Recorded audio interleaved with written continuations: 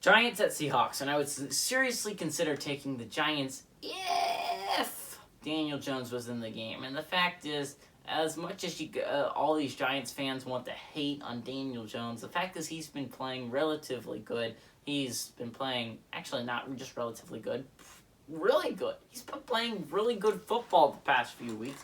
He hasn't been making that many mistakes. He's been making plays to his receivers like Darius Slayton and Golden Tate. And the ground game was going well with Wayne Gallman. And this honestly looked like the team destined for the playoffs, and then the Bengals game happened. And Daniel Jones, Danny Dimes, got that hamstring injury, and even if it's just out for a couple of games, that's a huge blow with Washington right on their tails. Same record, the only reason the Giants have the advantage is because they have the tiebreaker, and the fact is Washington has looked like a phenomenal football team as of late.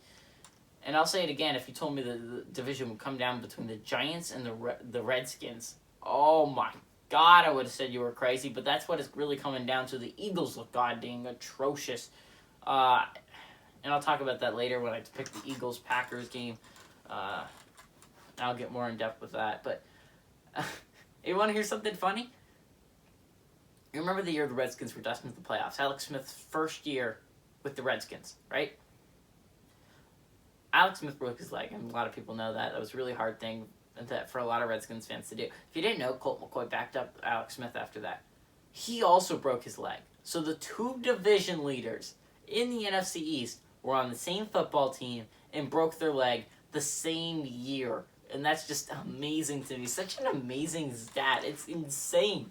But the fact is, Colt McCoy is a game manager at best. We saw it when he was the Redskins quarterback a few years ago. He's just not a phenomenal quarterback. He can get the job done, but you need to help him a lot. And the fact is, the team basically bases its logic around, well, we're going to play some really good defense, and we're going to hope Daniel Jones doesn't commit too many turnovers. And the fact is, I'm going to tell you something, Colt McCoy is not going to commit that many turnovers, but he's also not going to be the reason you win the game, which is a lot of the times what Daniel Jones did. He would make some really great plays. He'd look like Michael Vick if he was white. The fact is, the Seahawks defense has recently really improved as of late. The defensive line's getting after quarterbacks. The secondary is really locked down, and it's just really been looking good. But the fact is, I can't just base that upon the fact that what they've done against the Eagles and an injured Kyler Murray. I can't. I'm not putting all my eggs in that one basket, but I do feel like they're going to be able to lock down and get after Colt McCoy, considering how bad that Giants offensive line is here. I think this is going to be a rout. I think the Seahawks are going to crush the Giants. Give me their favorite by 10.5. Give me the Seahawks to cover in this game.